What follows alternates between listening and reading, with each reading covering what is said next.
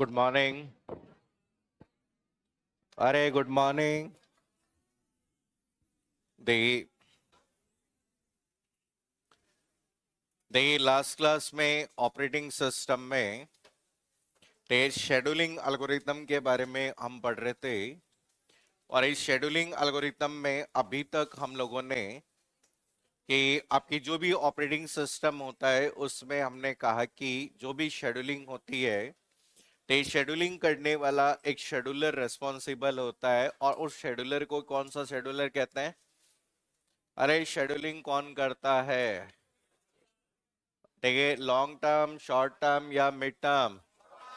ठीक है, और कौन सी स्टेट से कौन से स्टेट पे लाते समय प्रमुख रूप से हम कहते हैं रेडी से कौन सी स्टेट पे रनिंग स्टेट। ठीक है, इसमें हमने शेड्यूलिंग एल्गोरिथम में सबसे पहले शेड्यूलिंग एल्गोरिथम पढ़ी थी जिसका नाम क्या था? एफसीएफएस। सबसे साधारण शेड्यूलिंग एल्गोरिथम कौन सी होती है? एफसीएफएस। एफसीएफएस का पूरा नाम क्या होता है? First come first serve. ठीक है, क्राइटेरिया क्या होता है? अरे क्राइटेरिया अराइवल टाइम। मोड कौन सा होता है? प्रिमिटिव या नॉन प्रिमिटिव? Non primitive. ठीक है, लास्ट क्लास में हमने क्वेश्चन सॉल्व कर रहे थे, हो गया सबका आंसर? अरे आगे क्या सबको? ऐसा कोई है जिसको नहीं आया हो? हम्म? हम्म? अरे ऐसा कोई है जिसको नहीं आया हो? नहीं आया तो जल्दी से देखो। बातें नहीं देखो। चलिए, ठीक है, आपने एफसीएफएस के बारे में हम पढ़ रहे थे। और इस एफसीएफएस में आप लोगों को एक क्वेश्चन दिया गया था पिछली क्लास में। तो इसमें याद रखिए, सबसे पहले आपको प्रोसेस आईडी गिवन है, अराइवल टाइम गिवन है और आपका बस टाइम गिवन है। बताओ कितनी प्रोसेस थी? अरे कितनी प्रोसेस थी? ठीक है, आपके यहां पर इस क्वेश्चन में आपको 6 प्रोसेस दी गई है। ठीक है, तो याद रखिए कि आपकी 6 प्रोसेस थी। आपकी P1 process, P2 process, P3 process, P4 process, P5 और कौन सी P6? अराइवल टाइम बताओ। 2, 3, 0, 0, 1, 4। ठीक है, बस टाइम 4, 3, 2, 1, 4, 6। नहीं समझिए, ये क्वेश्चन आपको यहाँ पे दिया गया था और आपको कैलकुलेट करना था कि आपको ये कहा कि आपको अल्गोरिथम, हमने कहा कि जो शेड्यूलिंग अल्गोरिथम जो दी गई है, ठीक है, आपको शेड्यूलिंग अल्गोरिथम आपकी यहाँ पे दी गई है, वो कौन सी दी गई है? एफसीएफएस। एफसीएफएस का मतलब क्या होता है? फर्स्ट कम फर्स्ट सर्व कहते हैं। ठीक है, यहाँ पर ठीक है, और इसकी जब भी हम बात करें तो यहाँ पे आप लोगों ने कहा कि सर क्राइटेरिया जो होगा वो आपका कौन सा होगा? Arrival time. अराइवल टाइम का मतलब जो पहले आएगा वो किसके पास जाएगा? सीपीयू के पास। ठीक है, इसके बाद में हमने कहा कि जो मोड आपका है वो मोड कौन सा है? नॉन प्रेम्पशन। ठीक है, नॉन प्रेम्पशन का मतलब आपके एक समय में सीपीयू के पास एक ही प्रोसेस होगी और वो प्रोसेस कंप्लीट नहीं हो जाए तब तक दूसरी प्रोसेस नहीं होगी। चलिए, अब देखो यहाँ पे समझो। ठीक है, इसमें ये समझना है आपको। ठीक है, सबसे पहले आपका अराइवल टाइम 0। अब देखो यहाँ पे जब हम देखेंगे तो 0 पे कोई प्रोसेस है क्या? है। ठीक है, हम कहते हैं 0 पर 2 प्रोसेस है, कौन कौन सी? P3 और कौन सी? P4। तो हम कहते हैं कि सेम टाइम पे 2 प्रोसेस है, P3 और P4। तो मैंने समझाया था कि अगर 2 प्रोसेस का अराइवल टाइम सेम हो तो आपको लोअर प्रोसेस आईडी को पहले आपका एग्जीक्यूट करना है। तो इनमें से लोअर आईडी वाली कौन सी है? कौन सी है? P3। तो P3 कितना एग्जीक्यूट करेगा? 2। और P3 के बाद में P4। P4 कितना? 1, 2 और 1, 3। अब इसके बाद में आपके पास P1, P2, P5 और P6 बच गई।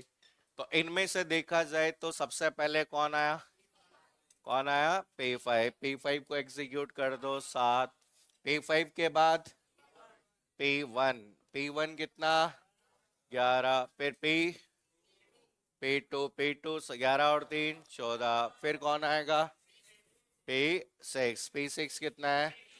14 और 6 20। बस। अब इसके बाद में आप यहाँ पे कंप्लीशन टाइम निकालो, बताओ। P1 का 11, P2 का 14, P3 का, P5 का, P4 का 3, P5 का, P6 का 20 हो गया। ठीक है, कंप्लीशन के बाद में कौन सा निकालना है? Turn around time. CT minus 8A। 11 minus 2 9, 14 minus 3 यार 2 माइनस 0 2, 3 माइनस 0 7 माइनस 1 6, 20 माइनस 4 16। ठीक है, 16 और 6 22 और 3 16 और 6 22 और 3 25 और 2 27 27 और 20 27 और 20 47। 47 को भाग देना कितने से? 6। ठीक है, आपका 7 6 के 42 7.8। ठीक है, फिर इसके बाद में आपको एवरेज वेटिंग टाइम निकालना है। TAT को माइनस करना है किससे? बेटे से। ठीक है, 9 माइनस से आपका 4 5, 11 minus 3 8, 2 minus 2 3 minus 1 6 minus 2 2, 16 minus 6 10। ठीक है, 10 और 2 12 2 14 और 8 22 और 5 27। 27 को भाग दो 6 से, 6 चौक 24। आ गया? ठीक है, आपका आ गया आंसर 4.5। तो हमें इसे याद रखना है कि इसमें केवल और केवल आपको कंसेप्ट याद रखना है। पहले अराइवल टाइम देखना है। जिस प्रोसेस का अराइवल टाइम आपका सबसे कम होगा, पहले उसको प्रोसेस करना है। अगर अराइवल टाइम अगर मैच हो जाता है तो पहले उस प्रोसेस को शेड्यूलिंग करनी है जिसकी प्रोसेस आईडी क्या है? लो है। ठीक है, ये हमें यहाँ पर ध्यान रखना है। अब देखो यहाँ पर ये तो आप लोगों को बेसिकली पता हो गया कि क्या है और किस तरीके से हम डिफाइन करें। अब एक चीज हमें समझनी है कि मान लीजिए आपका कोई भी आपका प्रोसेस है। ठीक है, आगे समझ में सबको?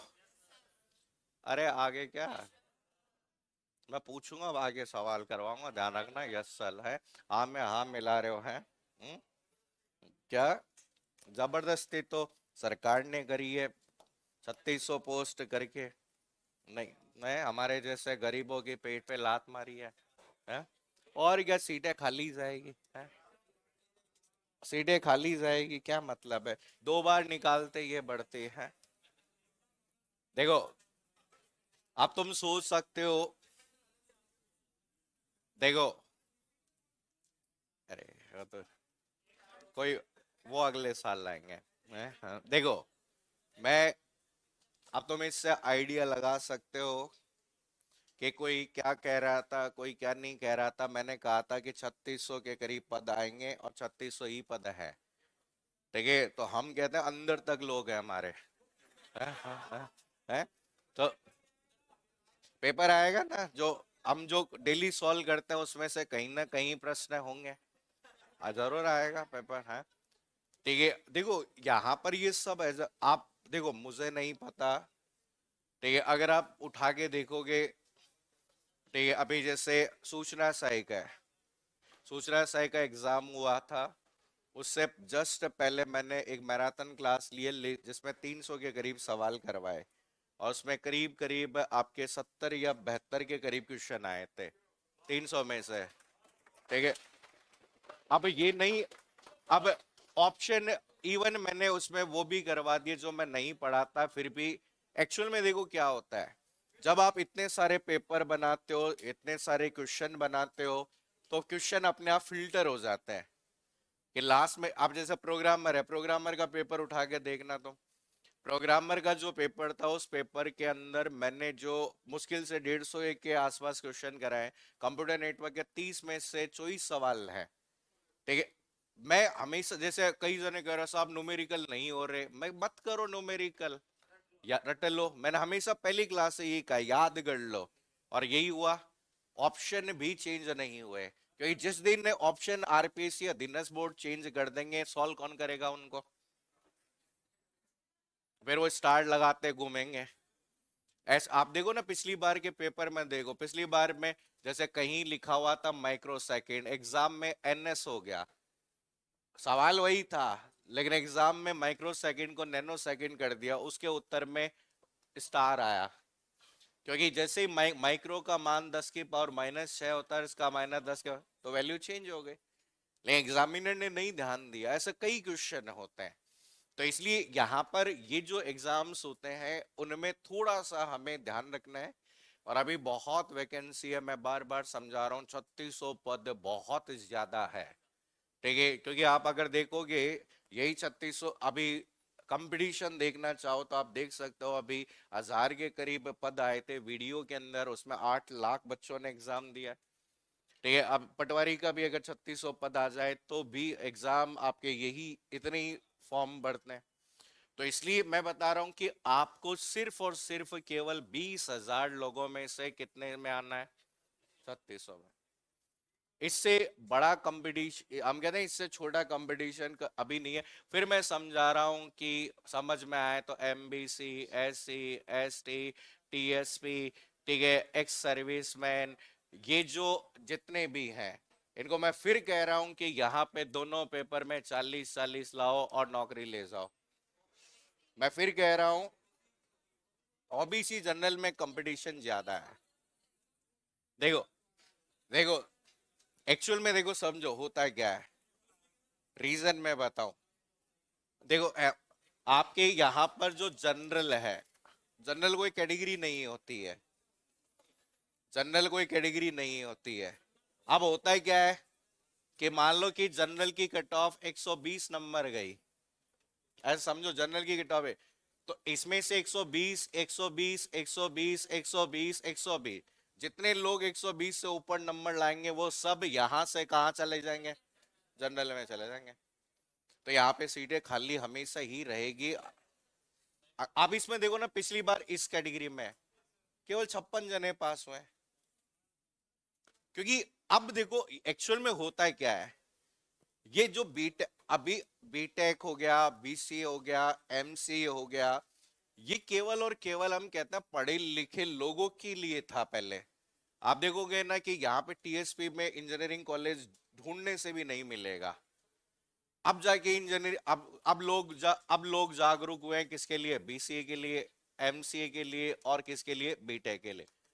बीटेक का एक असली दौर था वो 2012 में था।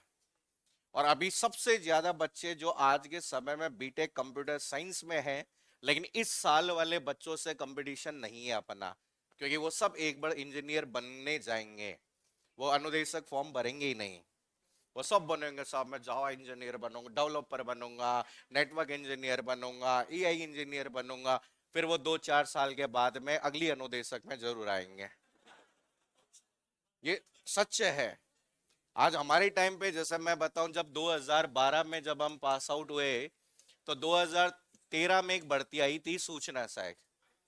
हम सब ने कहा कि सूचना सहायक का फॉर्म भर, हम सूचना सहायक क्या होता है पता ही नहीं था। 2013 में बीटेक वालों को सूचना सहायक का पता ही नहीं था कि सूचना सहायक होता है क्या है। ठीक है, 6,600 पदों के लिए भर्ती आई थी।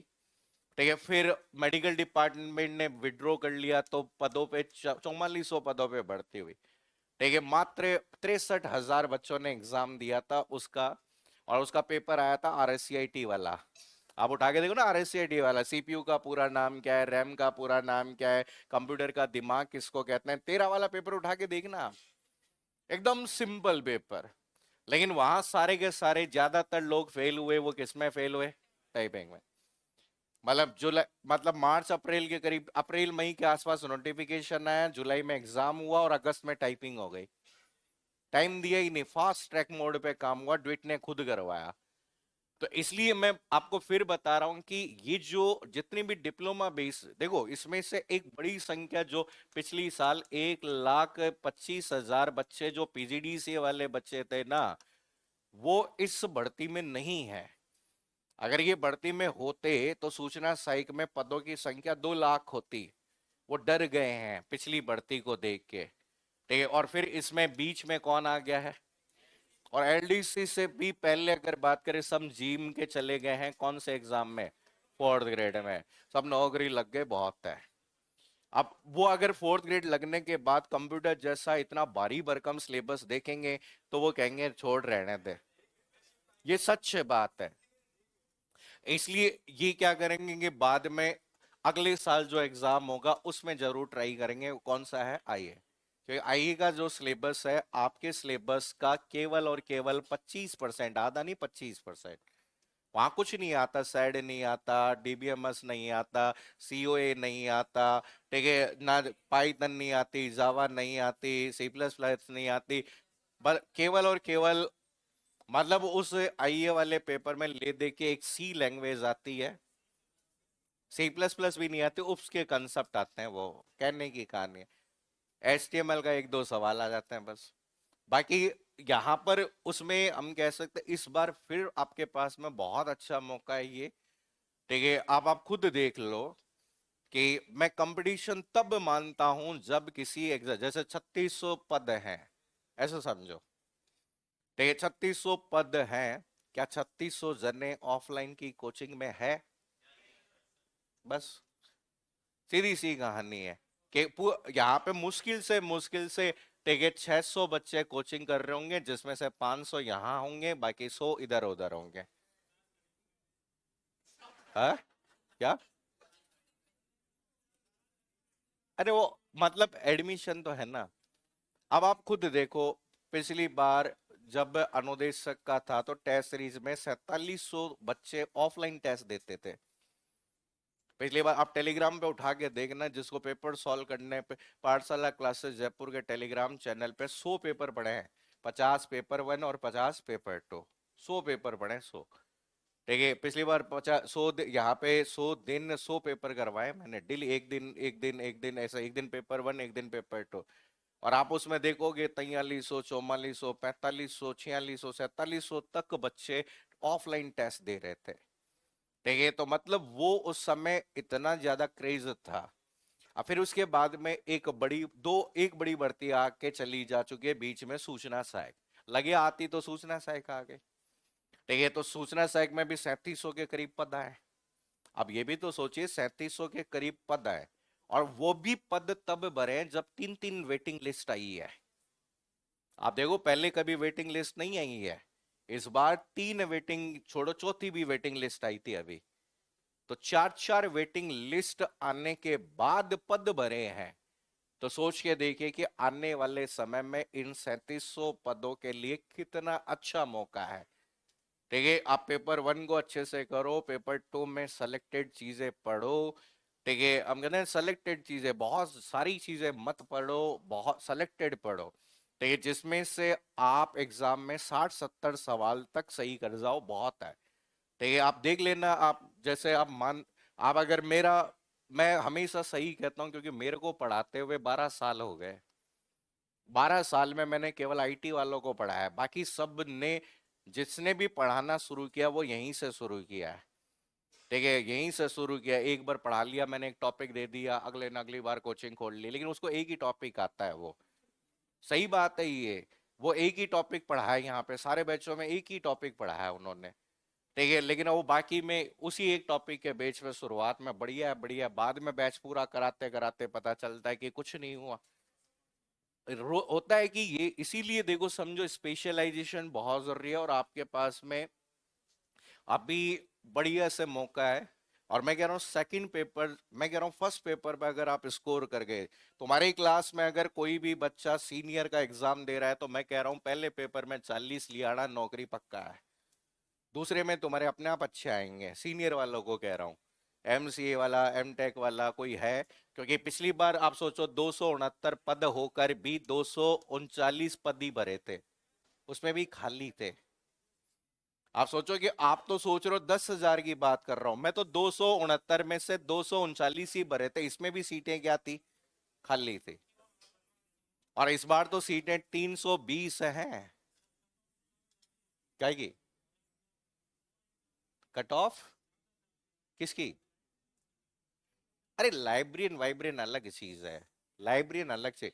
एक्चुअल में ये समझो, लाइब्रेरियन, अब ऐसा समझो, लाइब्रेरियन वगैरह की कट ऑफ ज्यादा जानने का रीजन क्या है, उसका ही कहानी समझो। उनमें सारे के सारे बच्चे जो हैं वो कौन से बच्चे हैं, ठीक है, वो लाइब्रेरियन के नहीं है। और कंप्यूटर में जो आपके सीनियर में बच्चे हैं वो कौन से हैं, कंप्यूटर वाले, जीके वाले नहीं है, उनको जीके में नहीं आता। वो जीके में अगर बात हिस्ट्री कल्चर ज्योग्राफी, ये कॉलेजों में जो मास्टर लग रहे हैं ना, वो 2-3 दिन तो पढ़ेंगे, फिर चौथे दिन किताब रख देंगे। इसका रिजल्ट देख लो, 70,000 बच्चों ने फॉर्म भरा था प्रोग्रामर का, सब हम देंगे एग्जाम, और 23,000 जनों ने एग्जाम दिया है। फॉर्म कितने जनों ने आया, 70 है। लास्ट तक वो एग्जाम के आसपास छोड़ रहने दे, पढ़ा लो मास्टर। ठीक है, तो मास्टर बन रहे हैं, एम टेक लगे हुए, एआई इंजीनियर बने हुए हैं, कोई बेंगलोर में लगा हुआ है, कोई लास्ट के एग्जाम टाइम पे कोई आता ही नहीं है। ये सीनियर में कोई कंपटीशन है ही नहीं। पिछले, अब आप देखो सीनियर, अभी सीनियर में अभी जो एग्जाम हुआ, एसीपी का एग्जाम हुआ है, उसमें मुश्किल से 5,000 फॉर्म आए, 5,000 फॉर्म आए। और यहाँ तो स्पेशलाइजेशन कौन सी डिग्री चाहिए, मास्टर डिग्री चाहिए। अब मास्टर डिग्री कितने लोगों के पास में है? भाई मास्टर डिग्री मैं कह रहा हूं, जहां 100 में से एक जने के पास मास्टर डिग्री है, बाकी किसी के, लड़कों के पास में तो 90% बीटेक कर ली, वही बहुत बड़ी बात है। देखिए मास्टर डिग्री एमटेक ज्यादातर लड़कियों के पास में, क्योंकि उनको 2 साल और जयपुर रहना था। ये सच है, ये सच है, आप मानो ही नहीं। हमारे कॉलेज में हमारी क्लास की सारी, सबने एमटेक में एडमिशन ले लिया, क्यों, 2 साल और रह लेंगे। और छोरों को तो नौकरी करनी पड़ती है, चाहे एमटेक करो, बीटेक करते ही उनके पास में प्रेशर आता है। और अब सबके पास में मौका है, मान लो कि भाई थोड़े दिन की कहानी है, 4 महीने बचे हैं बस, गिनती के 4 महीने बचे हैं। तो इन 4 महीने, हम कहते हैं ना कि इन 4 महीनों में इतना पढ़ो कि जिंदगी में आगे कभी पढ़ने की नौबत ना आए। होता है ना कि ये 4 महीने ऐसे पढ़ो कि जैसे हम कहते हैं, जिंदगी में कभी नहीं पढ़ा हो आपने। ये 4 महीने इस तरीके से, पूरी तरीके से समर्पित हो जाओ 4 महीने एग्जाम के लिए। ये मौज मस्ती, ये सब चीजें अगर बात करें बहुत अच्छी लगेगी बाद में। तो ये 4 महीने की बात है सिर्फ। ठीक है, और इन 4 महीने में अपने दोनों कान बंद रखो। ठीक है, कोई कोई क्या कहेगा, कोई कहेगा ये किताब पढ़ ले, कोई ये किताब पढ़ ले, कोई कहेगा ये। मैं कह रहा हूँ तुम जो पढ़ रहे हो वो बेस्ट पढ़ रहे हो, क्योंकि 100 में से 100 नहीं लाने हैं, हमें जितने लाने हैं उतने हो जाएगा काम। ठीक है, पता चले तुम इधर के चक्कर में इधर भी भाग रहे हो, उधर भी भाग रहे हो, इधर भी भाग रहे हो, कोई मतलब नहीं है। ठीक है, एक चीज पे फोकस करिए, बढ़िया से आप अगर फोकस करोगे तो आराम से एग्जाम में पास हो जाओगे। ठीक है, ऑनलाइन में बहुत सारी दिक्कतें हैं। ठीक है, ऑफलाइन, आप ऑफलाइन पढ़ रहे हो तो ऑफलाइन में मैं बता रहा हूँ ना कि पिछली बार हमारा एक बैच था, बैच नंबर 3। ठीक है, उस बैच में लगभग 250 के करीब बच्चे थे, और उस बैच का हर दूसरा या तीसरा जना पास था। रीजन था कि यहाँ पे उन्होंने टाइम से पढ़ाई करी। और उस एक बैच में टोटल 43 बच्चे सीनियर कंप्यूटर निर्देशक में लगे, एक ही बैच के। और उनमें से कई जने ऐसे हैं जो सीनियर में पास हो गए और बेसिक में फेल हो गए, लेकिन सीनियर सीनियर लग गए, दोनों में से एक में ही तो जाना था, सीनियर में लग गए। तो इसलिए देखो, थोड़ी सी हमें रणनीति के साथ में पढ़ने की जरूरत है चीजों को। हमेशा एक ही चीज समझाता हूँ, एग्जाम में वही पास होता है जिसको छोड़ना आता है। तो आपको समझना होगा कि एग्जाम के टाइम पे पढ़ते समय क्या छोड़ना है। ठीक है, और आपको सिलेक्शन लेना है तो रीजनिंग पे फोकस करिए फर्स्ट पेपर में। अगर रीजनिंग के थोड़े भी अटपटे सवाल आ गए तो फर्स्ट पेपर में 40 की भी नौबत पड़ जाएगी। ठीक है, जीके में तो अगर बात करें, ये कर ही रहे। ठीक है, जीके में भी आपके यहाँ पे, क्योंकि इनका यही है, इनका उद्देश्य क्या है, भर्ती निकालो, पद खाली रखो, फिर भर्ती निकालो, यही है इनका। ताकि ये बताए हमने 3 बार फर्स्ट ग्रेड करवाई, 3 बार सेकंड ग्रेड कराई, ये करवाई क्या रहे हैं, इसी को हमेशा हमेशा पद खाली। अभी देख लो ना, फर्स्ट ग्रेड में 400 पद खाली रह गए, अब अगर नई भर्ती निकाल देंगे। तो ये थोड़ा सा ध्यान रखिए, आराम से आप पास हो जाओगे। ठीक है, ना चाहते हुए भी। हम्म, कई जन है वो नहीं चाहते हैं। क्या एग्जाम अभी तक उसी डेट पे है? देखिए बढ़िया ना, उसी पे हो जाए तो है। पीछा छूटे तुमसे मेरा है। अराइवल टाइम और आपके बस टाइम देखो समझो। देखिए अब एक कंसेप्ट के बारे में यहाँ पे पढ़ रहे हैं जो एग्जाम में आप लोगों से पूछा जा सकता है। देखिए मान लीजिए आपके पास में अभी कोई प्रोसेस है। देखिए जैसे हम कहते हैं कि कोई भी प्रोसेस है, और नंबर ऑफ प्रोसेस की जब बात करें तो तीन ही प्रोसेस है। जैसे समझो आपके पास P1 प्रोसेस है, P2 प्रोसेस है और P3 प्रोसेस है। और इन तीनों ही प्रोसेस की बात करें तो अराइवल टाइम दिया हुआ 0, 1 और आपका 2। अब यहाँ फर्स्ट प्रोसेस का बस टाइम कितनी यूनिट दिया गया? 30। और यहां पर ये आपकी 2 और ये 2 दिया। अब देखो होता है क्या है कि अगर किसी प्रोसेस का बस्ट टाइम, अब जैसे हम यहाँ पे फर्स्ट कम फर्स्ट सर्व के बेस पर अगर करेंगे तो एक चीज समझो कि सबसे पहले 0 पर कौन आएगा? P1। और P1 कितने पे कंप्लीट होगा? 30 पे। फिर कौन आएगा? P2। P2 कितने पे 32 पे। और फिर कौन आएगा? P3। P3 कितने पे? 34। अब यहां से एक चीज समझो कि यहां पे अगर कंप्लीटेशन टाइम की बात करें तो इसका कितना है? 30। इसका कितना है? 32। और इसका क्या है? 34।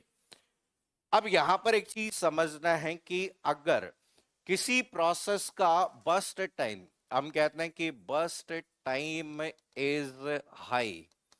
देखिए अगर किसी प्रोसेस का बस्ट टाइम हाई है तो ये प्रोसेस किस तरह की प्रोसेस कहलाएगी? CPU bound process. हमने पढ़ा था दो तरह की प्रोसेस होती है।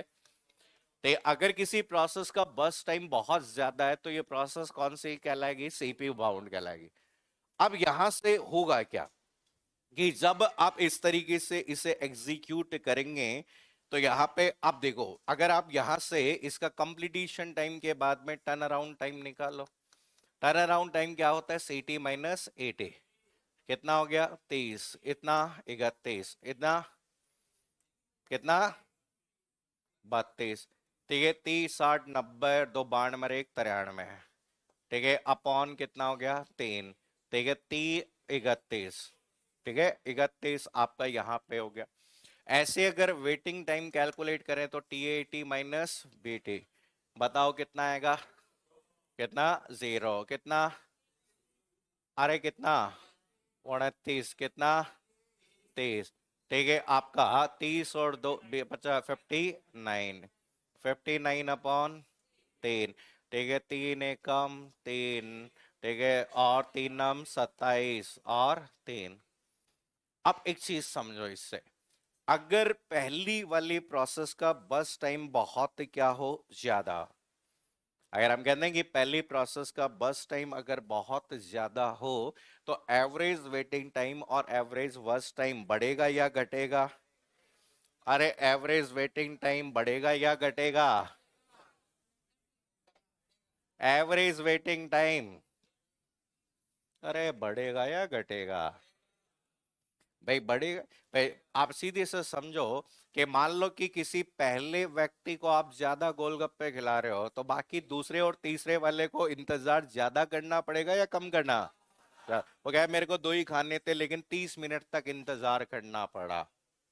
तो यार कि एक चीज याद रखना, अगर पहली प्रोसेस का बस्ट टाइम बहुत ज्यादा होता है तो एवरेज टर्न अराउंड टाइम और एवरेज वेटिंग टाइम क्या हो जाता है? बढ़ जाता है।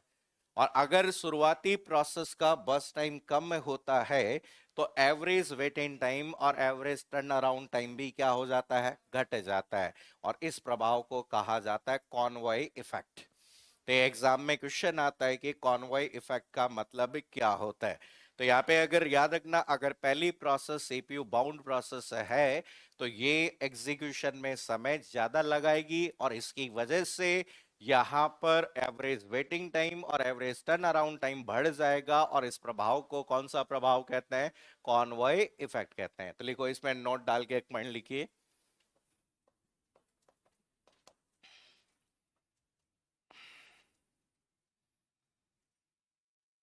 इसमें लिखो, अगर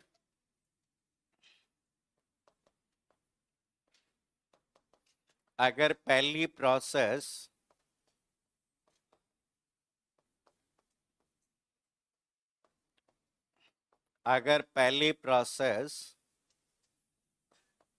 सीपीयू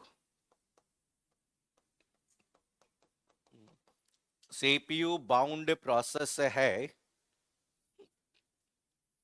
अगर पहली प्रोसेस सीपीयू बाउंड प्रोसेस है, सीपीयू बाउंड प्रोसेस है,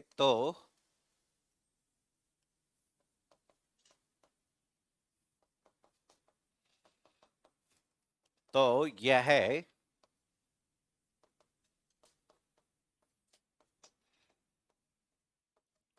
यह एवरेज टर्न अराउंड टाइम,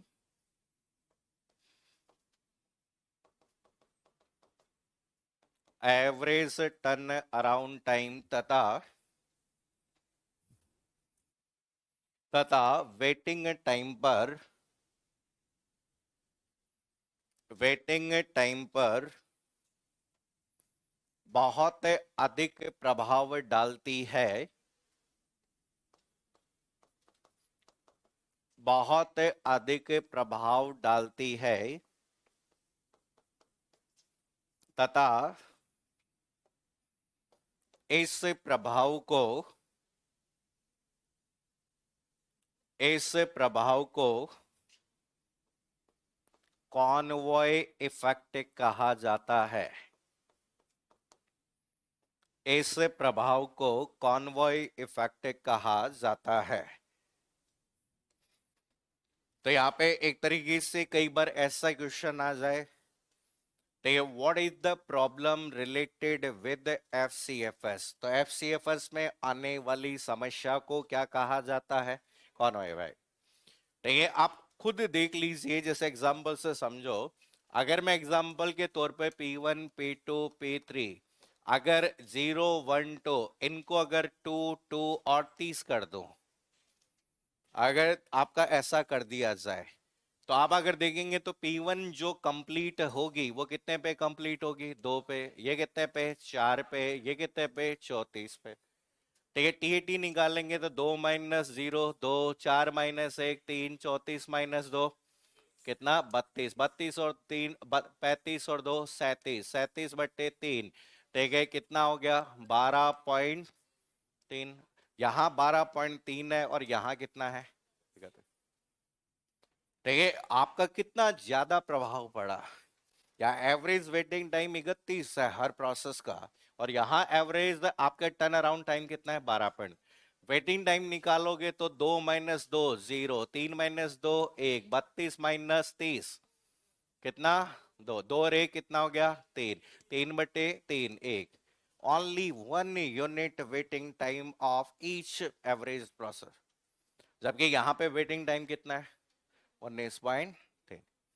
तो ये हम कहते हैं कि भाई शुरुआती पहली प्रोसेस का वेटिंग टाइम में बहुत ज्यादा हो, तो उस केस में आपके औसत टर्न अराउंड टाइम और औसत वेटिंग टाइम पे बहुत ज्यादा क्या पड़ता है, प्रभाव पड़ता है। बोला कि अब क्या किया जाए, तो इसलिए यहां पर ए न्यू एल्गोरिथम इंट्रोड्यूस, और उसे क्या कहा गया है, एसजेएफ। एसजेएफ का मतलब होता है शॉर्टेस्ट जॉब फर्स्ट। तो ये एसजेएफ की जब भी बात की जाए तो शॉर्टेस्ट जॉब फर्स्ट है। तो याद रखिए कि यहां पर अब क्राइटेरिया, क्राइटेरिया जो होगा वो क्राइटेरिया कौन सा समय होगा, बस टाइम। मोड जो होगा वो मोड कौन सा होगा, नॉन प्रेम्पशन। ठीक है, बोला गया कि भाई अब जो क्राइटेरिया आप सेलेक्ट करेंगे वो क्राइटेरिया आपका कौन सा है, ये तो हम कह देंगे यहाँ पे आपके प्रोसेस का बस टाइम क्राइटेरिया है।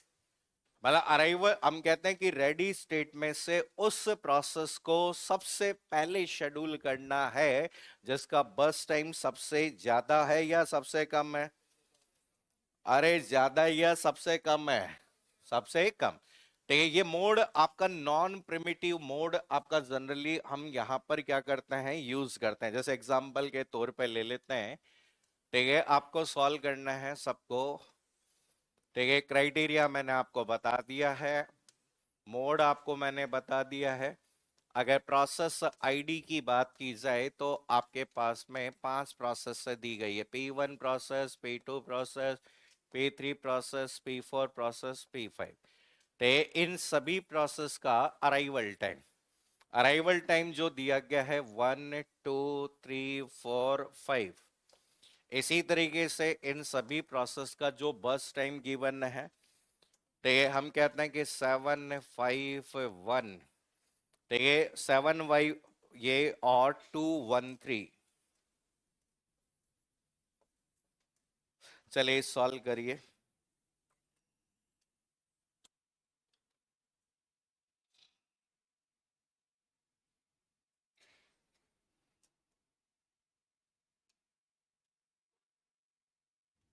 इसको 8 कर लो, चलो चलो सॉल्व करो सब।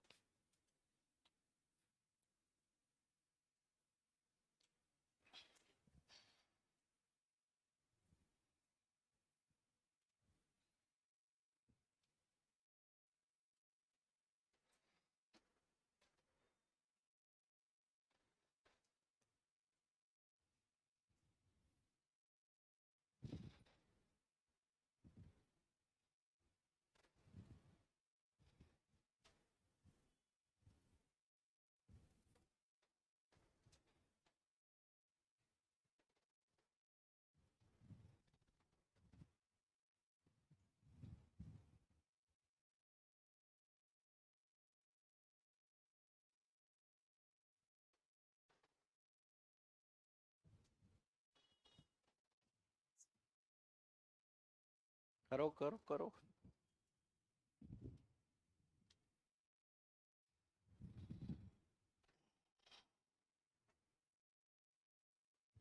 जब भी कोई सवाल करो, पिछले एल्गोरिथम के भी कंसेप्ट दिमाग में रहने चाहिए। ये नहीं कि नई एल्गोरिथम आते ही पुरानी एल्गोरिथम भूल जाओ।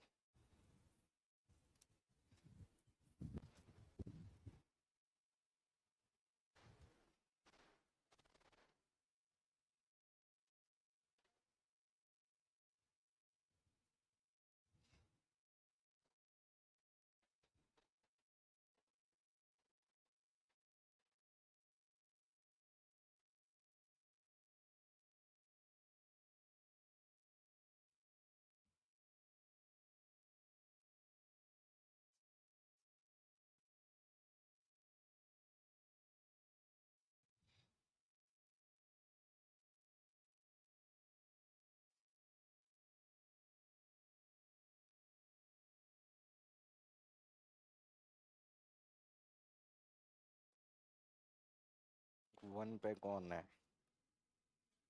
बस उससे क्या फर्क पड़ता है? जो पहले आएगा वो पहले पाएगा।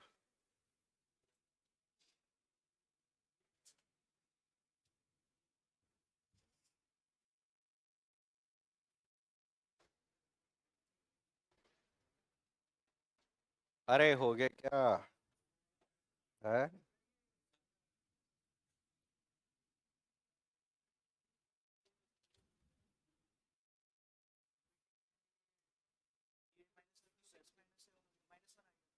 कैसे आएगा? तो तुम्हारा गलत है। तुम्हारा -1 आ रहा है मतलब तुम्हारा गलत है। हाँ, दिखाओ।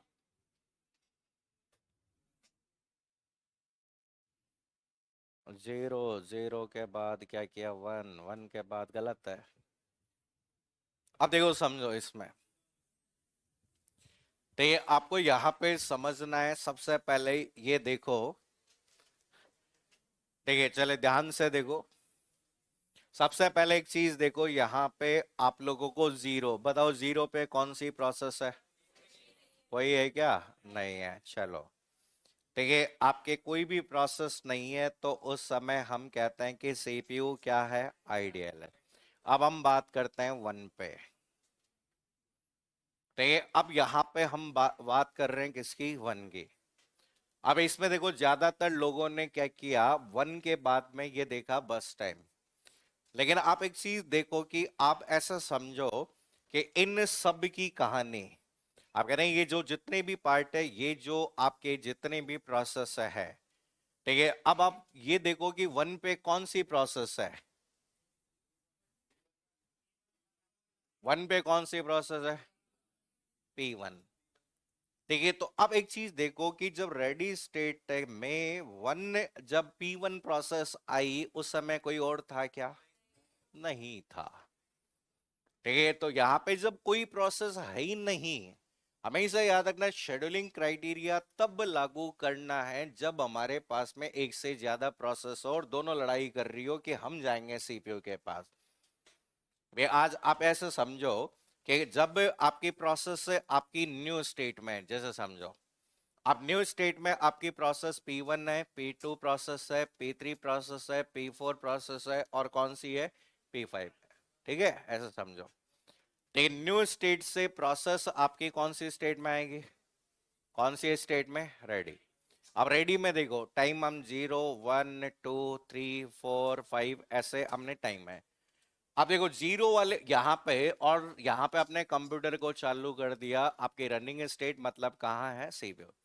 सीपीयू कहता है कि भैया मैं प्रोसेस करने के लिए रेडी हूँ। तो वो कहता है कि जीरो, जीरो के समय पे कोई है क्या, नहीं है। सीपीयू कहता है मैं तो खाली हूँ, मेरे पास में कोई काम नहीं है। ठीक है, जैसे फिर जैसे ही एक होता है तो इसका अराइवल टाइम कितना है, P1 को यहां से कहां भेज दिया जाता है, रेडी स्टेट। और रेडी स्टेट पर P1 कब आता है, वन पे। तो जब यहां पर P1 आ गया एक पे, तो सीपीयू कहता है भेजो जल्दी से। तो बोले कि किसको भेज रहे हैं, बोले जो है उसको भेजो। तो अभी कौन है, केवल P1। तो यहां से रेडी स्टेट से रनिंग स्टेट में कौन जाएगा, P1। अब P1 को बस टाइम कितनी यूनिट है, कितनी यूनिट है, 7 यूनिट। P1 कहता है 7वीं यूनिट तक मैं ही रहूंगा। ठीक है, बोले कि यहाँ पे 7वीं यूनिट तक मैं रहूंगा। अब होता है क्या, देखो वन पे कौन सी प्रोसेस आ गई, कौन सी आ गई, P1। अब ये मोड प्रिमिटिव है या नॉन प्रिमिटिव है, नॉन प्रिमिटिव। कौन सा है, नॉन प्रिमिटिव। तो जैसे ही P1 ने नॉन प्रिमिटिव कितनी यूनिट करेगा अपने, 8 पे खत्म होगा। तो जैसे अब समझो, जैसे P1 ने 1 पे शुरू किया, फिर 1 से वो 2 पे आया। जैसे ही 2 पे आया तो कौन सी प्रोसेस आ गई, रेडी में कौन आ गई, P2। फिर P1 और थोड़ा और चला, ठीक है, तब आपकी 3 पे कौन आ गई, P3। फिर थोड़ी देर बाद में और थोड़ा एग्जीक्यूट किया तो कौन सी प्रोसेस आ गई, P4। थोड़ी देर बाद में और एग्जीक्यूट किया तो कौन सी प्रोसेस आ गई, P5। तो P5, P1 कहता है कि मैं यहां से सीधा कौन सी में जाऊंगा, एग्जिट। मतलब यहां से टर्मिनेट हो गया। तो अब टर्मिनेट हो गया तो सीपीयू कहता है नेक्स्ट भेजो। अब नेक्स्ट P1 तो हो चुका है, तो खत्म। अब कौन बचा, P2, P3, P4 और P5, ये पांचों इसमें। अब पांचों गए, हम सीपीयू के पास जाएंगे, लेकिन सीपीयू कहता है कि उस प्रोसेस को भेजो जिसका बस टाइम सबसे कम है। अब शेड्यूलिंग यहां लागू करो। तो अब हम देखेंगे P2, P3, P4, P5 में सबसे कम बस टाइम किसका है, किसका है, P3 का। ठीक है, P3 का आपका सबसे कम है, तो 8 और 1 कितना हो गया, 9। ठीक है, अब हम देखेंगे P3 कंप्लीट हो गया। अब अगली प्रोसेस कौन सी है, P4। P4 गई, ठीक है, 9 और 4 कितना हो गया, 13। P4 के बाद में कौन सी प्रोसेस, कौन सी, कौन सी, P2। P2 का कितना है, 5, 13 और 5 18।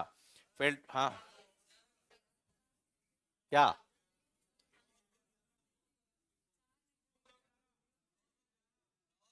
अच्छा नोड दो, अच्छा ठीक है। और P2 का कितना हो गया, 5, 11 और 5 कितना हो गया, 16। लास्ट में कौन सी बच गई, P5। 16 और 8 कितना, 24। आ गया समझ में, अरे आ गया नहीं आया, हम्म? चलो देखो, जिसको नहीं आया वो समझो, ऐसे समझो, सिंपल तरीके से समझो, बातें नहीं समझो जिसको समझने। अभी जैसे मान लीजिए सीपीयू की बात करें, ऐसे समझो कि सीपीयू, जैसे सीपीयू मैं हूं, सिंपल तरीके से समझो सीपीयू मैं हूं। मैं अपना क्लिनिक सुबह 7 बजे खोल देता हूँ, डॉक्टर हूँ, 7 बजे क्लिनिक खोल दिया। ठीक है, बाहर वेटिंग रूम है जहां पे बहुत सारे मरीज क्या करते हैं, वेट करते हैं। ठीक है, मैंने अपना क्लिनिक 7 बजे खोला, 7 से लेकर 8 बजे तक कोई भी नहीं आया, तो उस समय मैं क्या हूं, आइडियल। कोई नहीं आया तो मैं आइडियल हूं। 8 बजे एक मरीज आया, कितना मरीज आया, एक, मैं बाकी के आने का वेट करूंगा या उसी मरीज को बुला लूंगा, क्योंकि अभी केवल कितने जने हैं, एक ही है। अब हम कहते हैं कि भाई लड़ाई तब की बात होगी जब एक से ज्यादा होंगे। तो जब यहां से जैसे ही मैंने उस मरीज को बुलाया, ठीक है, क्योंकि वो वेटिंग रूम में अकेला था, तो जो पहले है वो पहले ही आएगा हमेशा। ठीक है, जो हम कहते हैं कि आजा भैया, तो आ गया। तो जैसे ही वो आया तो यहाँ पे हम कहते हैं कि उसने कहा कि साहब इतनी सारी बीमारियां बताई, तो उसने कहा मेरे को 3 घंटे उसको प्रोसेस करने में लगे, 8 और 3 11 बजे, 11 बज गए। लेकिन जैसे ही मैं उसे प्रोसेस कर रहा था, ठीक है, 9 बजे एक मरीज आ गया, फिर 10 बजे एक मरीज और आ गया, और 11 बजे एक और मरीज आ गया। अब वेटिंग रूम में कितने मरीज हैं, 3 है।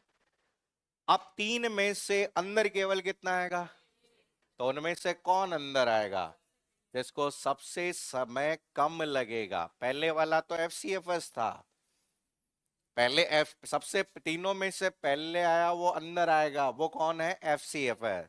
लेकिन उन तीनों में से सबसे पहले कौन आएगा अंदर, अब क्या है, बस टाइम। ठीक है, तो हमने पूछा कि भाई तीनों में से बताओ कि बस टाइम तीनों में से कम किसका है, तो जिसका भी कम होगा उसका क्या है, पहले आएगा। और सिंपल तरीके से समझो, ठीक है, एक व्यक्ति है, ठीक है, ये गोलगप्पे का ठेला लगाता है, हाँ? ठीक है, ये 7 बजे गोलगप्पे का ठेला लगा लिया उसने। अब 7 से लेकर 8 बजे तक इसके पास में कोई भी नहीं आया, कोई भी नहीं आया। तो इस समय ये क्या है, आइडियल। 8 बजे एक जना आया, 8 बजे एक जना आया और उसने, एक ही जना आया। अब बताओ, ये और किसी के आने का वेट करेगा या इसी को खिलाएगा। ये कहता है कि साहब मेरे को 10 गोलगप्पे खाने हैं, 10 गोलगप्पे मतलब उसका क्या है ये, बस टाइम। एक भी हो सकता है, दो भी हो सकता है, 10 भी हो सकता है, 20 भी हो सकता है। तो बोले कि 10 खिलाओ। तो जब मैं इसको 10 गोलगप्पे खिला रहा था, उसी समय पे एक बालक आ गया, एक और आ गया, एक और आ गया, और एक और आ गया, कुछ कुछ देर के बाद में आ गए। तो जब तक मैं इसको यहाँ पे 8 बज के 15 मिनट तक, जब तक मैंने इसको 10 गोलगप्पे खिलाए, उस 15 मिनट के दौरान ए बी सी और डी आ गए। ठीक है, बोले कि इन चारों के कम, इन इसको पूरा किया 15 मिनट में, तब तक ये चारों आ चुके थे। अब यहाँ पे गोलगप्पे वाला कहता है 4 में से 1 का ही नंबर आएगा। तो 4 में से 1 का नंबर आएगा तो किसका नंबर आएगा, ये कहता है मैं तो 5 खाऊंगा, ये कहता है 4 खाऊंगा, ये कहता है 1, और ये कहता है 2। तो अब किसका नंबर आएगा, सी का नंबर, क्योंकि इसका बस टाइम सबसे कम है। तो ये हमेशा याद रखना कि आप कोई भी क्राइटेरिया, तो हम कहते हैं कि तब लागू करेंगे जब हमारे पास में कंपटीशन करने वाले एक से ज्यादा लोग होते हैं। मैं जैसे समझो कि मान लो कि अगर किसी एग्जाम में एक पोस्ट है और उस पोस्ट में एक ही जना बैठा, तो नौकरी उसी की लगेगी। लेकिन अगर उसी पोस्ट के लिए 3 जने बैठे, तो हम कहते हैं कि 3 जने बैठे तो हम देखेंगे नंबर, कि भाई जिसमें जिसके नंबर ज्यादा है वही जाएगा। सेम कहानी है कि अगर कोई प्रोसेस नहीं आई, तब तक वो अकेले है। ठीक है, तो यहां पर इसमें भी क्या है कि आप लोगों को ये ध्यान रखना है हमेशा। ठीक है, ये जो एल्गोरिथम होती है, इस एल्गोरिथम के अंदर, ठीक है, ये सबसे आपकी कैसी एल्गोरिथम मानी जाती है, एफिशिएंट। ठीक है, सबसे किफायती एल्गोरिथम मानी जाती है, क्योंकि इसमें हम जो क्राइटेरिया यूज करते हैं वो बस टाइम होता है। अब आराम से आप निकाल सकते हो कंप्लीटेशन टाइम। P1 का कंप्लीटेशन टाइम कितना है? 8। P2 का कितना है? 16। P3 का कितना? P3 का 9। P4 का? P5 का 24। ठीक है, यहां पर CT माइनस 80, 8 माइनस 1 कितना हो गया? 7। 16 माइनस 2 14। 9 माइनस 3 6। 11 माइनस 4 7। 24 माइनस 5 कितना? 19।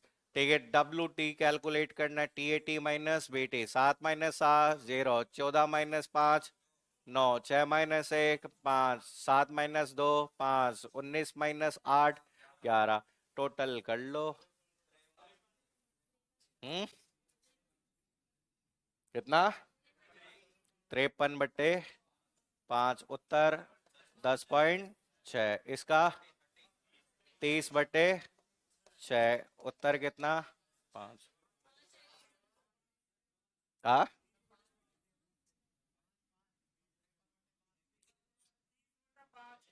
अच्छा, बस लिख लो जल्दी से, फिर एक और सवाल करते हैं।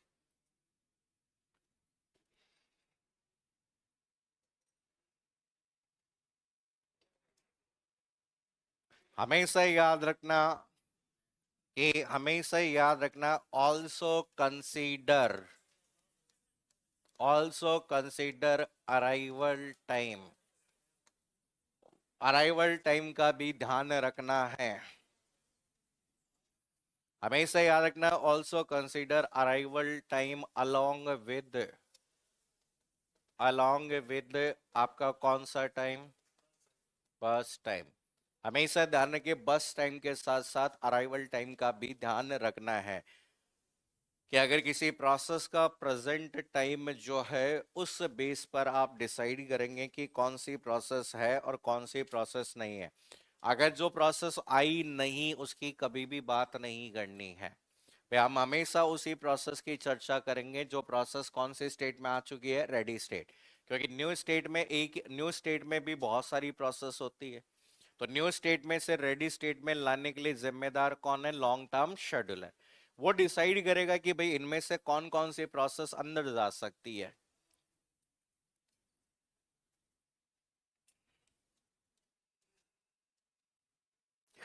इसमें एक और पॉइंट ध्यान रखना है।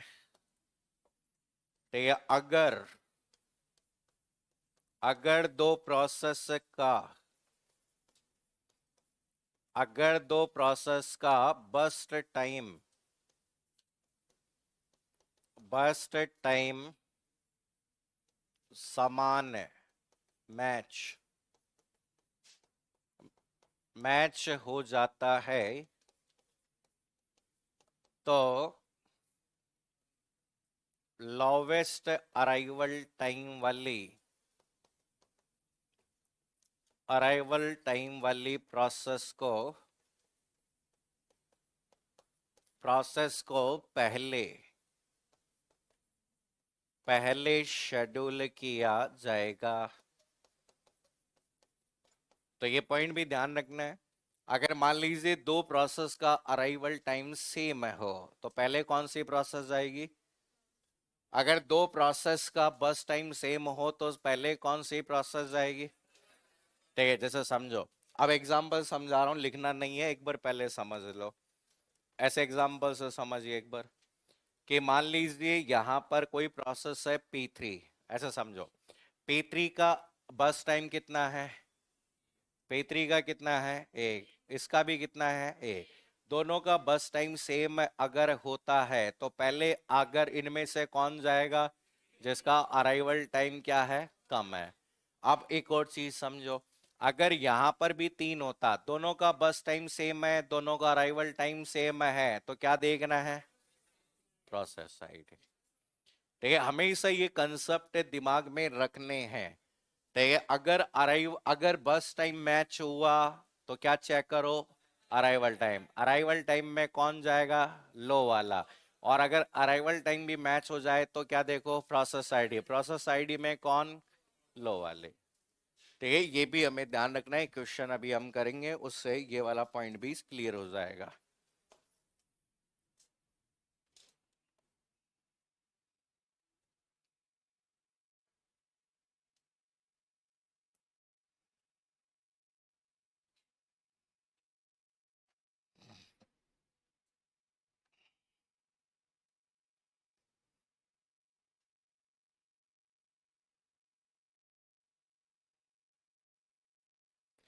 ओके नोट,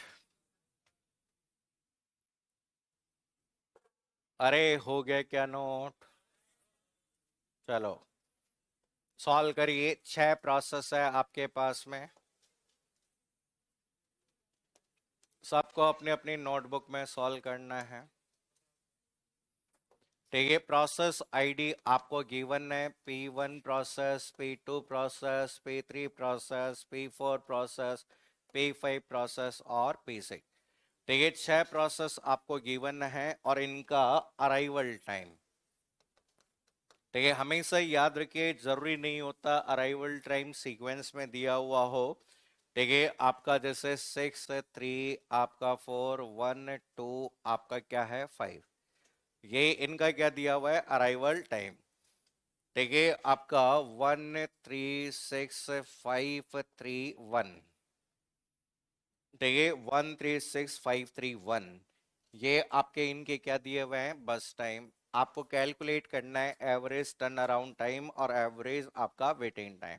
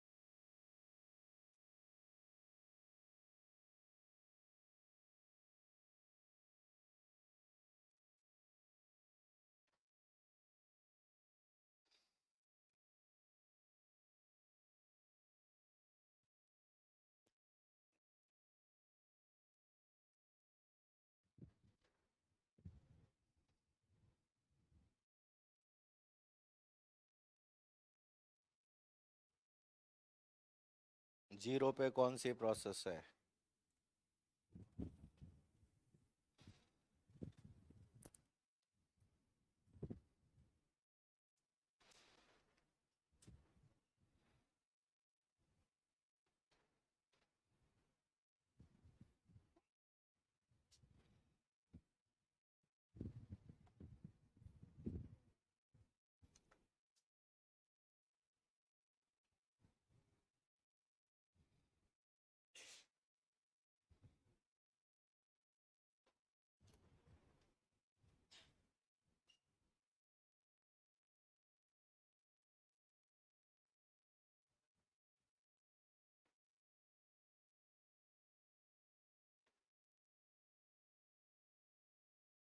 करो करो करो करो।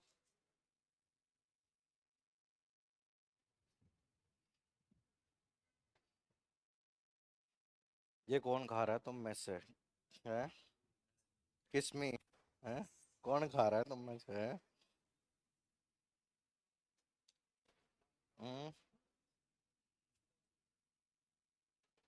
जीरो से एक आइडियल P1 वन पे कौन आया P4 एक छः तक कौन आ गए सब आ गए तो सब आ गए तो सब में से क्या देखोगे बस टाइम देखोगे तो P1 और P6 दोनों का क्या है सेम सेम में से देखोगे अराइवल टाइम किसका कम है P6 का सही है फिर तो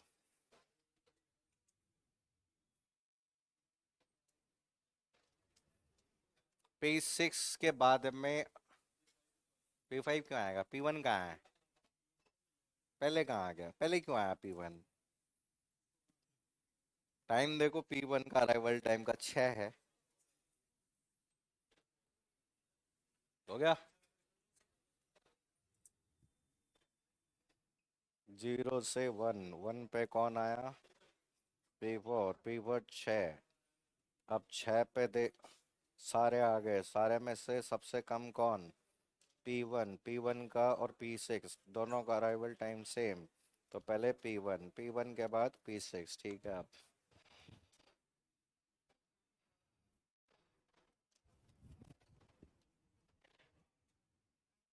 क्यों ऐसे किस्तों में आओगे तो कैसे आएगा हम्म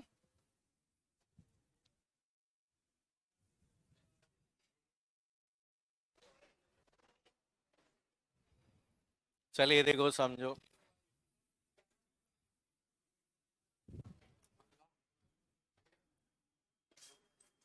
देखते हैं अभी चलिए देखो समझो तो इस वाले भाग में अगर आप देखोगे सबसे पहले आप जीरो पे चेक करो बताओ जीरो पे कौन सी प्रोसेस है अरे जीरो पे कोई प्रोसेस है क्या जीरो पे कोई प्रोसेस नहीं पहली प्रोसेस जो आती है वो कब आती है वन पर कब आती है वन पर तो यहाँ पर ये इस समय पे सीपीयू आइडियल अब देखो वन पे तो हम कह रहे हैं कि वन पे जब प्रोसेस देखा जाए तो वन पे कौन सी प्रोसेस आई है पेफर अराइवल टाइम चेक करो अराइवल टाइम वन पे कौन है पेफर तो P4 एग्जीक्यूट करेगा अपना कंप्लीट कितना 6 तो हम कहते हैं कि साहब P4 कंप्लीट हो गई है अब 6 तक अगर हम देखें तो 6 तक हम कहते हैं कि साहब P1 भी आ चुकी है P2 भी आ चुकी है P3 भी आ चुकी है P5 भी आ चुकी है और P6 ये सब रेडी स्टेट में है इनमें से वह प्रोसेस सबसे पहले जाएगी जिसका बस टाइम सबसे कम होगा तो कम होगा तो P1 का बस टाइम कितना है एक और P6 का बस टाइम एक दोनों का बस टाइम मैच हो गया तो मैच हो गया तो इनका क्या देखना है अराइवल टाइम क्या देखना है अराइवल टाइम P6 का अराइवल टाइम कितना है 5 और P1 का 6 तो मतलब हमें पता चल गया इन दोनों में से पहले कौन जाएगा P6 और इसके बाद P1 तो पहले कौन जाएगा P6 कितना एग्जीक्यूट करेगा 7 ठीक है फिर कौन आएगा P1 कितना होगा 8 तो ये भी कंप्लीट ये भी कंप्लीट अब आप देखो P2 P3 P5 तीनों में से देखो बस टाइम सबसे कम किसका है किसका अरे P2 का कितना है 3 P5 का कितना है 3 इन दोनों में से अराइवल टाइम देखा जाए तो इसका कितना है 3 और इसका कितना है 2 तो दोनों में से पहले कौन जाएगा P5 तो पहले P5 गया 8 और 2 कितना अरे 8 और 3 कितना 11 और फिर कौन आएगा P2 11 और 3 14 और फिर कौन आएगा लास्ट में कौन सा बच गया P3 का कितना है आ कितना बचा हुआ है 6 तो कितना हो गया 20 बस ये चार्ट बंदी तो क्वेश्चन सॉल्व है बस अगर हम कंप्लीटेशन टाइम की बात करें बताओ P1 का कितना है 8 P2 का 14 P3 का 20 P4 का P5 का 11 P5 का कितना P6 का 7 ठीक है CT माइनस 80 निकाल दो तो TAT आ जाता है 8 minus 6 2 14 minus 3 11 20 minus 4 16 6 minus 1 5 11 minus 2 9 7 minus 2 2 9 और 2 11 और 11 और 5 16 और 6 22 और 10 32 और 1 33 और 2 35 और 10 45, 45 को भाग दिया कितने से? 6 से। ठीक है, ठीक है, 7 छिक 42 और 5। ठीक है, टी टी को माइनस कर दो किससे? बीटी से। तो क्या आ जाएगा? W T. डब्ल्यू डी की बात करें तो 2 minus 1 1, 11 minus 3 8, 16 minus 6 10, 5 minus 5 0, 9 minus 3 6, 1 हो गया। 6 एक 7 और 10 17 और 1 18, 18 और 8 26, 26 को भाग दिया 6 से। ठीक है, 6 चौक 24 और 6 तिया 18। आ गया आंसर? देखो, बस केवल और केवल कंसेप्ट अगर आपको ध्यान है तो आसानी से आप लोग यहाँ पर क्वेश्चन कर सकते हो। कि अगर आपका कोई भी क्वेश्चन दिया जाता है तो आप इजीली कर सकते हैं। ठीक है, अब यहाँ ये दो एल्गोरिथम होती है जिसमें पहला एफसीएफएस था। एफसीएफएस में क्राइटेरिया अराइवल टाइम होता है, जो प्रोसेस सबसे पहले आती है उस प्रोसेस को भेजना है। अगर दो प्रोसेस का अराइवल टाइम अगर सेम होता है तो उसमें से जिसकी लोवेस्ट प्रोसेस आईडी होती है उस प्रोसेस को पहले भेज देना है। तो इसके बाद में हम कह सकते हैं कि आपका अगला जो पार्ट आता है, तो जिसे हम जिस नाम से जानते हैं आपका शॉर्टेज ऑफ फर्स्ट, जिसमें ठीक है बस टाइम के साथ साथ अराइवल टाइम को देखना है। ठीक है, जिस प्रोसेस का बस टाइम सबसे कम हो वो पहले जाएगा, बस टाइम मैच हो जाए तो आपके जिसका अराइवल टाइम कम होगा वो आपका पहले हो जाएगा। तो ये आपको यहाँ पे ध्यान रखना है, एग्जाम में डायरेक्टली जब भी क्वेश्चन पूछे जाते हैं तो इस तरीके से आपसे डायरेक्टली सवाल आ सकता है। अब देखो समझो, तो ये आपकी मेजर रूप से दो एल्गोरिथम आपकी होती है। अब इसके बाद में हम कहते हैं कि आपके सबसे कठिन एल्गोरिथम है जिसका नाम है एसआरटीएफ। तो ये एसआरटीएफ जिसे हम कहते हैं शॉर्टेस्ट रिमेनिंग टाइम फर्स्ट। ये एल्गोरिथम की जब भी बात करें तो ये एल्गोरिथम केवल और केवल गेट और नेट जैसे एग्जाम में पूछी जाती है। तो ये क्योंकि ये टाइम कंज्यूमिंग एल्गोरिथम है। अगर आपके एग्जाम में भी अगर क्वेश्चन आता है तो इसको लास्ट के लिए छोड़ना है, कि एकदम लास्ट के लिए नहीं कि बीच में आप इसको लेकर बैठ जाएं। तो यहाँ पर ये जो एल्गोरिथम होता है जिसे हम कहते हैं कि प्रिमिटिव, या फिर हम कहते हैं कि प्रिम्पशन मोड ऑफ, देखिए कौन सी एल्गोरिथम का? एसजेएफ। देखिए जो शॉर्टेज ऑफ फर्स्ट जो है उसका यहाँ पर आपका कौन सा मोड है? प्रिमिटिव मोड है। देखिए प्रिमिटिव मोड का मतलब अब प्रोसेस पूरी एक साथ कंप्लीट नहीं होगी। हर एक प्रोसेस का जो टाइम क्वांटम दिया गया है उसी टाइम क्वांटम के आधार पे प्रोसेस को क्या किया जाएगा? एग्जीक्यूट किया जाएगा। देखिए आपका क्राइटेरिया अगर हम देखें तो क्राइटेरिया आपका क्या होता है? बस टाइम। तो हम कहते हैं कि बस टाइम अलोंग विद, ठीक है, हम कहते हैं कि अलोंग विद कौन सा टाइम? Arrival time. देखिए ये सबसे ट्रिकी एल्गोरिथम मानी जाती है कंप्यूटर में।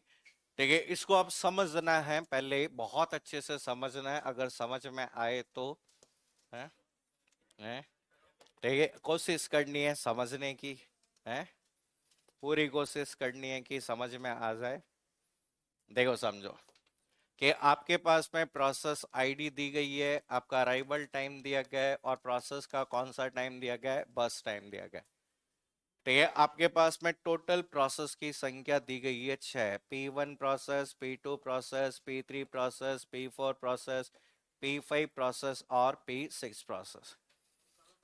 ठीक है, 6 प्रोसेस आपकी यहाँ पे दी गई है। अराइवल टाइम गिवन है 0 1 2 3 4 और आपका 5। ठीक है, अब जो यहाँ पे जो बस टाइम आपका यहाँ पर गिवन है, ठीक है, हम कहते हैं कि 7 5 3 1 2 1, ये इनका क्या दिया गया है? आपका बस टाइम दिया गया है। अब यहाँ पे देखो इस वाले भाग में आपको समझना है, पहले लिखना नहीं है, समझिए। ठीक है, आपका यहाँ पर देखो जब भी मोड आपका यहाँ पर दिया हुआ है, मोड कौन सा दिया गया है? प्रिमिटिव। तो यहाँ पे बस टाइम का मतलब होता है कि ओनली सिंगल यूनिट, ठीक है, हम कहते हैं कि सिंगल यूनिट एग्जीक्यूटेड, ठीक है, at a time. Single unit executed at a time मतलब एक समय में एक ही यूनिट को एग्जीक्यूट किया जाएगा, पूरे आपके प्रोसेस को शेड्यूल नहीं किया जाएगा। समझना है, पहले ध्यान से देखो, समझो कि मान लीजिए आपके पास में, आपके इसे समझना है चार्ट के माध्यम से।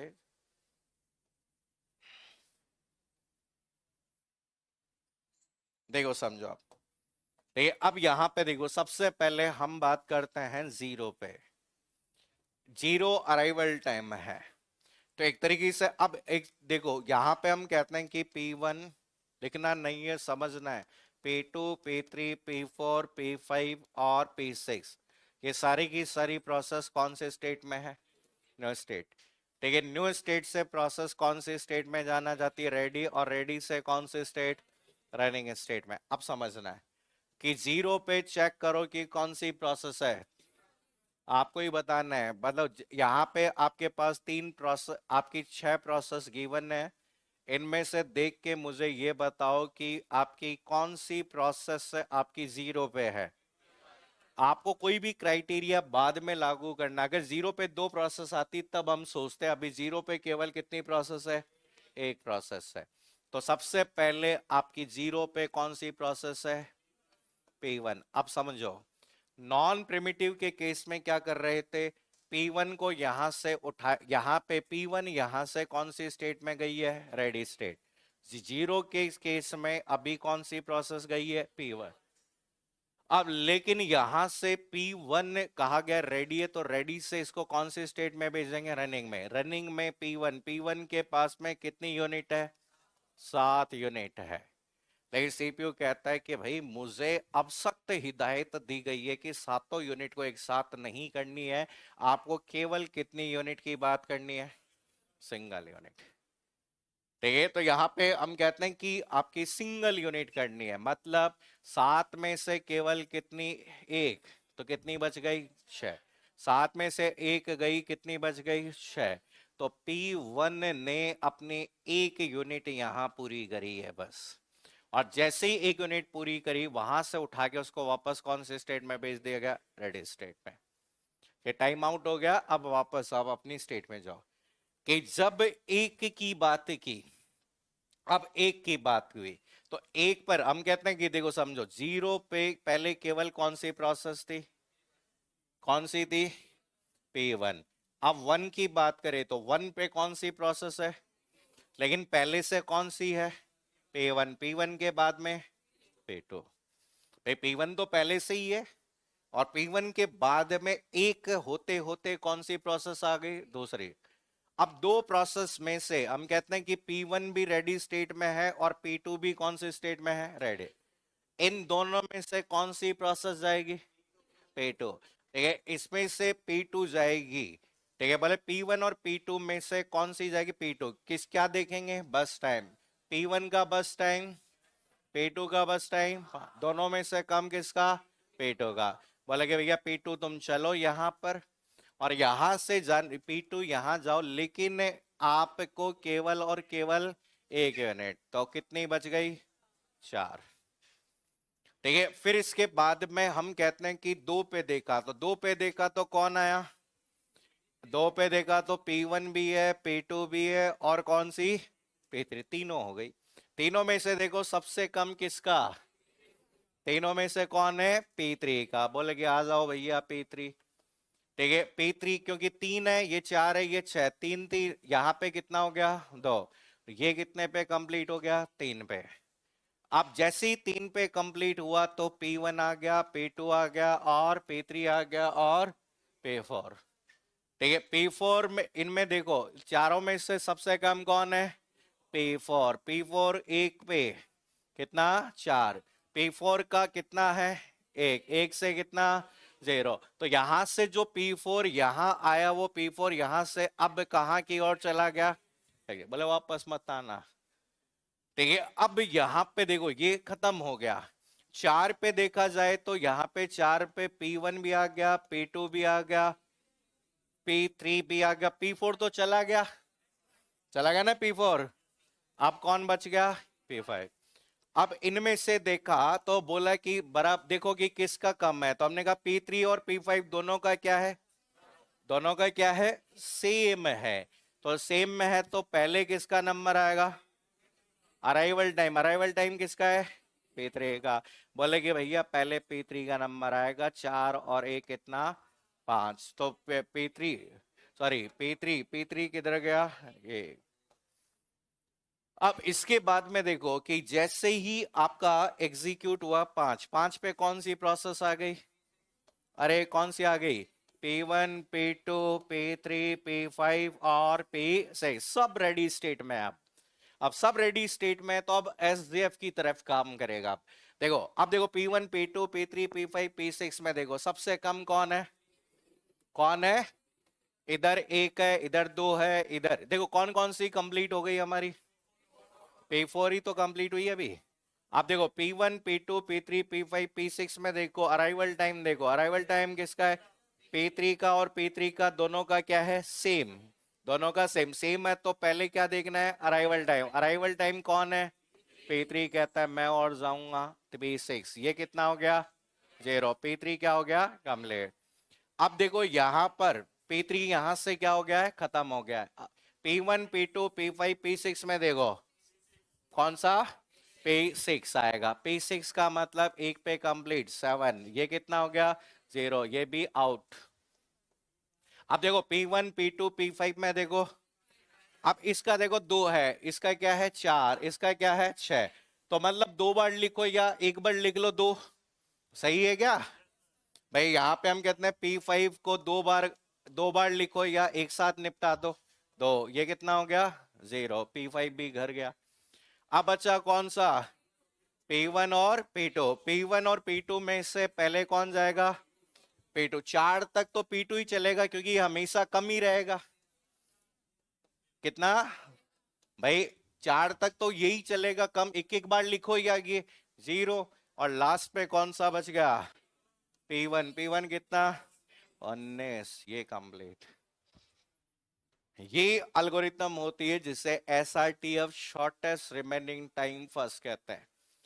तो इसमें हम कहते हैं कि हर एक प्रोसेस को एट ए टाइम केवल और केवल कितनी यूनिट मिलेगी, केवल कितनी यूनिट मिलेगी ए।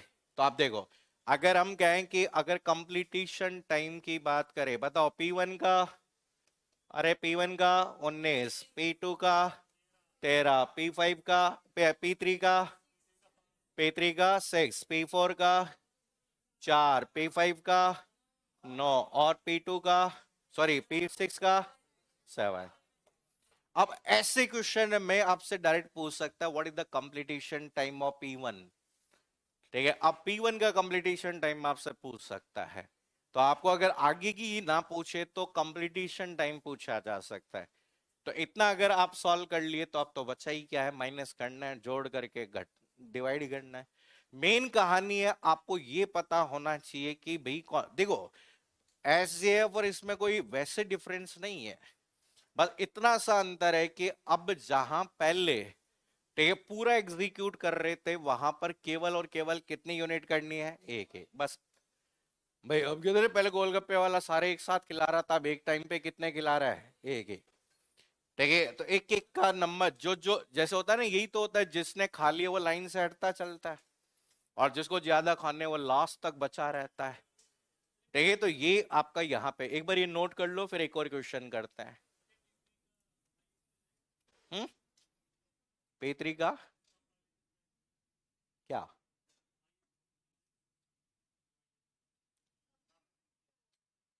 P3 तो 6 पे ही कंप्लीट हो गया ना।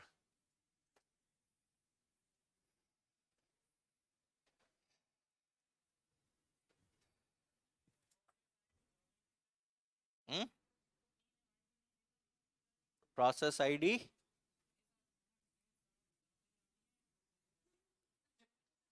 तीन, तीन भी आ सकती है। एक 3 का क्वेश्चन दूंगा, तुम देखना, गेट में आया हुआ क्वेश्चन है।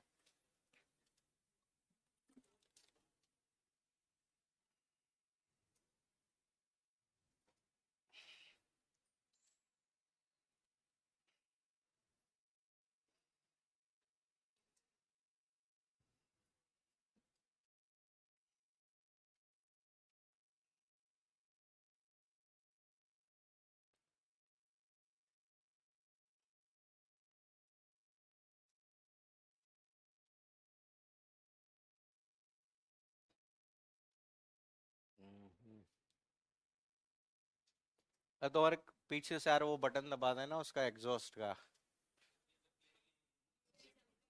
चल तो रही है। हाँ,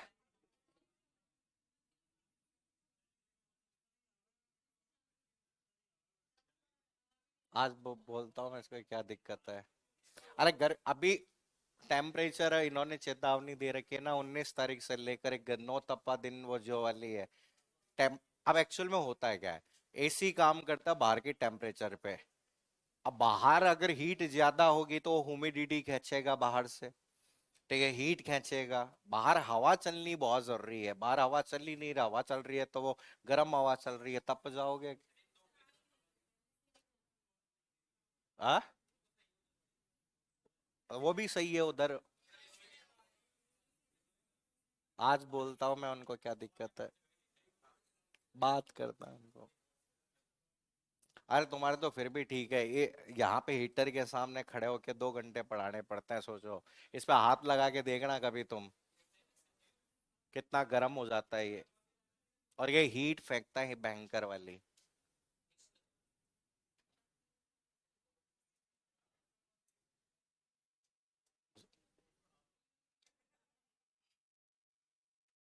सूचना सहायक में लगवाऊंगा ऐसे। हाँ। अब वैसे भी मैं ये सोच रहा हूँ कि अब ये लास्ट पढ़ा लेते हैं, फिर सूचना सहायक में घर से ही पढ़ाऊंगा। ऑनलाइन पढ़ाऊंगा, ऑफलाइन नहीं पढ़ाऊंगा। हम्म।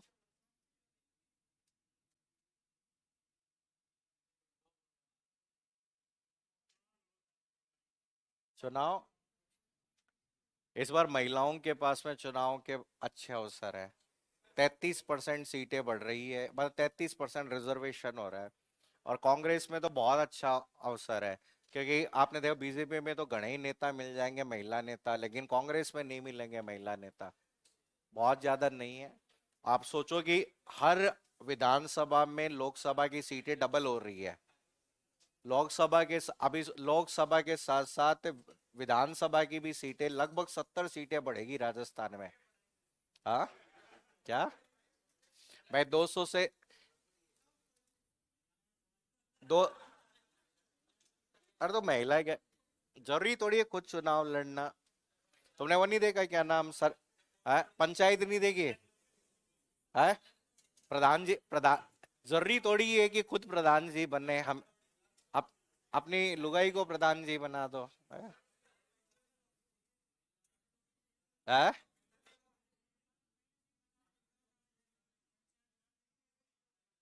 हाँ भाई, सरपंचों के चुनाव आ रहे हैं उसमें ट्राई करो।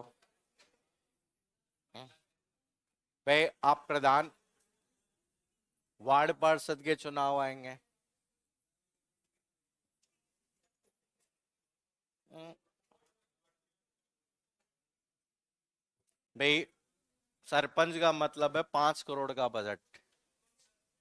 5 साल मतलब 5 करोड़, जिसमें से 5 लाख का खर्चा। खर्चा तो कौन करता है, कोई नहीं करता।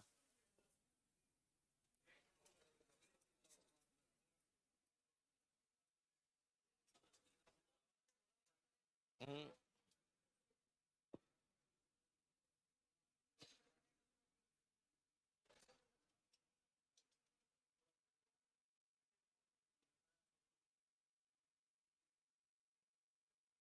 हो गया नोट? अरे हो गए क्या? जल्दी करो तो।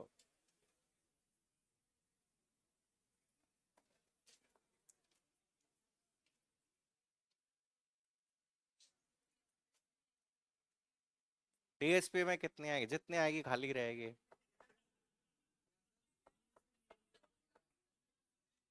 हाँ। हाँ, वही तो। अरे मैं कह रहा हूँ उतने पढ़ ही नहीं रहे ना, आप ये सोचो जितनी सीटें आती है उतने। इस बार देखो ना कि टीएसपी में कितने सारे सूचना सैग लगे हैं। सारे अपने ही हैं सूचना सैग टीएसपी में। पिछली बार 888 सीटें आई थी, सोचो तुम। अब 888 के अकॉर्डिंग देखा जाए तो लगभग 301 सीटें तो आराम से आएगी। अब 300 सीटें बहुत होती है। चलिए एक बहुत अच्छा क्वेश्चन है। चलिए एक बहुत अच्छा क्वेश्चन है, देखो। ठीक है, प्रोसेस आईडी। ठीक है, प्रोसेस आईडी का मतलब जैसे तीन प्रोसेस दी गई है, P0, P1, P2। ठीक है, तीन ने आपकी यहाँ पे प्रोसेस दी गई है। अराइवल टाइम जो दिया गया है 012। अराइवल टाइम आपका यहाँ पे दिया गया ये, और बस टाइम आपका दिया गया 949। चलिए एक सिंपल सा क्वेश्चन है आप लोगों के लिए। तो ये क्वेश्चन ने आपका दिया गया है कि what is the average average waiting time, average waiting time in SRTF। SRTF में एवरेज वेटिंग टाइम बताना है। ठीक है, 4.33। ठीक है, 5.0। ठीक है, 5.0, 6.33, 7.33।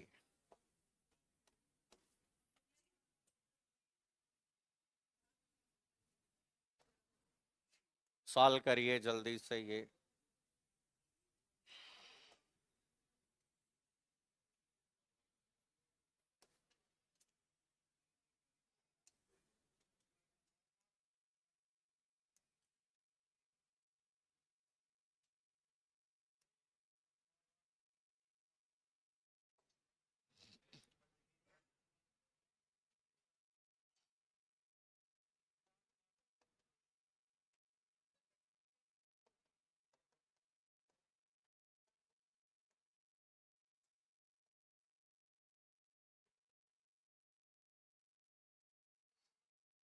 बातें नहीं, जल्दी सॉल्व करो।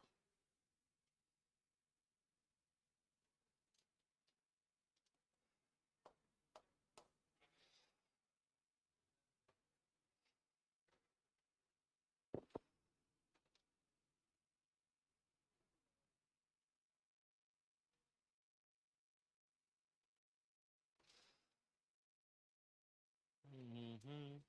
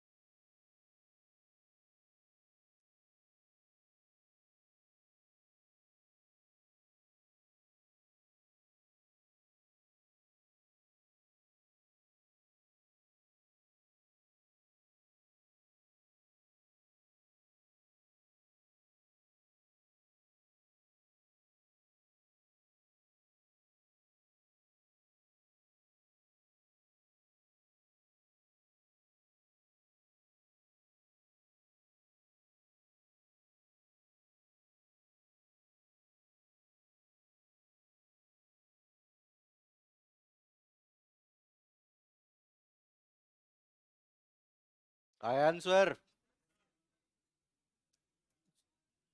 हम्म। चलिए देखो, देखिए जिसको नहीं आया समझ में वो एक बार देख लो। देखो सबसे पहले अराइवल टाइम कितना है, 0।